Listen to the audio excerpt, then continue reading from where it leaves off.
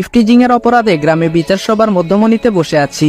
সবাই রাগী চোখে আমার দিকে তাকিয়ে আছে। এর মধ্যে বিচারক শফিক সাহেব বলে উঠলেন, আজ আমার মতে কোনো সিদ্ধান্ত নিব না। ইফটিজিং এর শাস্তি কি হতে পারে তা আপনারা যারা বিচার সভায় উপস্থিত আছেন তারাই সিদ্ধান্ত নিবেন। কেননা রিদিতা আমার মেয়ে, আর ওই ছেলেটা আমার মেয়ের সঙ্গেই অসভ্যতামি করেছে।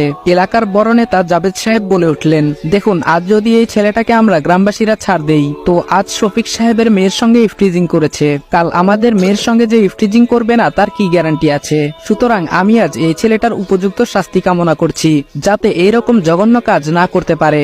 বিচার সভার সবাই তার কথার সাথে একমত হয়ে গেল। তার আগে ইফটিজিং এর বিষয়টা পরিষ্কার করে ফেলি। শুনুন তাহলে, আমি রনি হাসান, এবার ইন্টার দ্বিতীয় বর্ষে পড়ছি, এবং যে মেয়ে আমার নামে নালিশ করেছে তার নাম রিদিতা, আমার ওই ক্লাসমেট। রিদিতার সঙ্গে আমার প্রায় 2 বছরের একতরফা ভালোবাসা ছিল।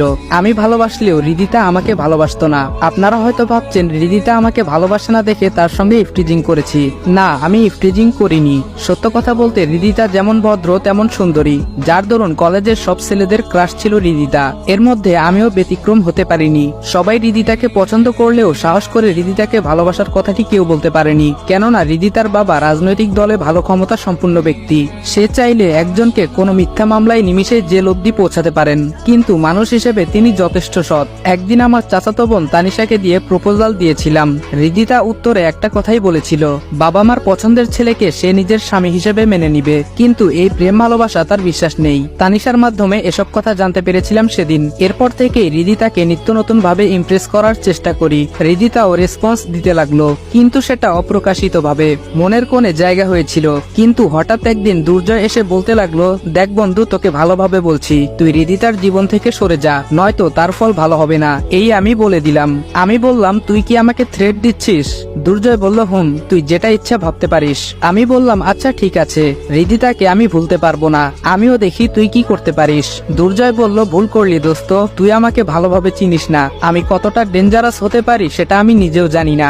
আমি বললাম, কি করতে পারবি করিস যা। সেই দিন দুর্জয়ের সঙ্গে কথা কাটাকাটি করে আসছিলাম। তবে দুর্জয়ও নাকি রিদিতাকে অনেক ভালোবাসে, সেটা আমি জানলেও আমি আমার জায়গায় অটুট, আর দুর্জয় তার জায়গায় অটুট। এইদিকে রিদিতার সঙ্গে রিলেশনটা প্রায় হয়েই গেছিল আমার। ভালোই চলছিল দিনকাল। কলেজের ক্লাস শেষে মাঠে ক্রিকেট খেলতেছিলাম।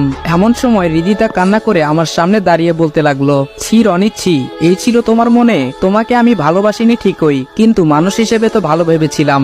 আজ তার এই প্রতিদান।